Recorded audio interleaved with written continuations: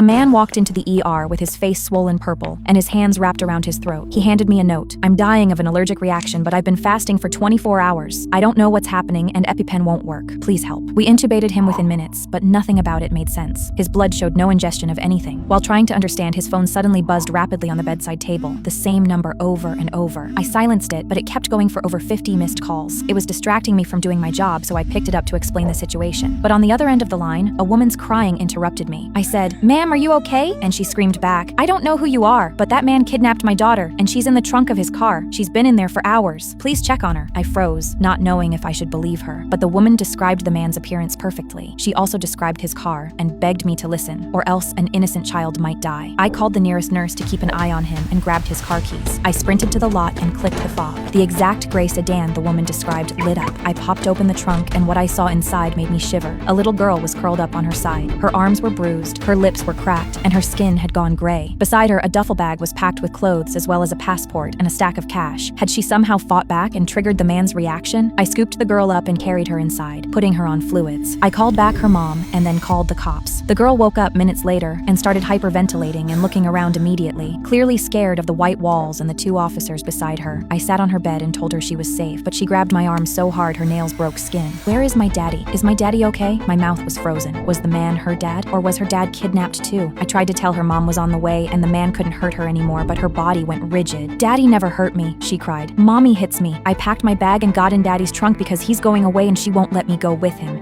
He doesn't know I'm here or that she hits me." I tried to process what I just heard, but before I could, the room doors swung open, a woman in her 40s with red eyes looking frantic. The second the girl saw her, she pulled the bedsheets up to her chin in fear. The woman reached for her. "Come on, baby. I'm here now. Let's go home." The girl shook her head so hard her IV rattled. "Please don't let mommy take me." The woman looked at me and laughed. She's always been dramatic. That's when one of the officers stepped forward. He typed something into his phone and turned the screen towards us. The woman on his screen had 2 domestic violence charges. Her face matched perfectly with the mom in front of me. The officers walked her out on the spot while she screamed down the hallway. I sat next to the girl who was still shaking, but there was still one question burning in my mind. How did the dad have an allergic reaction if he consumed nothing? I scratched my head, and then I noticed the girl's jacket on the chair. A bag of peanuts was open and poking out of the pocket. I asked the girl about it, and she said she took them so she could have something to eat while in the trunk. I realized the allergic reaction was airborne, triggered by her eating peanuts in the trunk and the particles traveling into the cabin of the car. I looked at the girl and chose not to tell her she nearly killed the parent she was running to.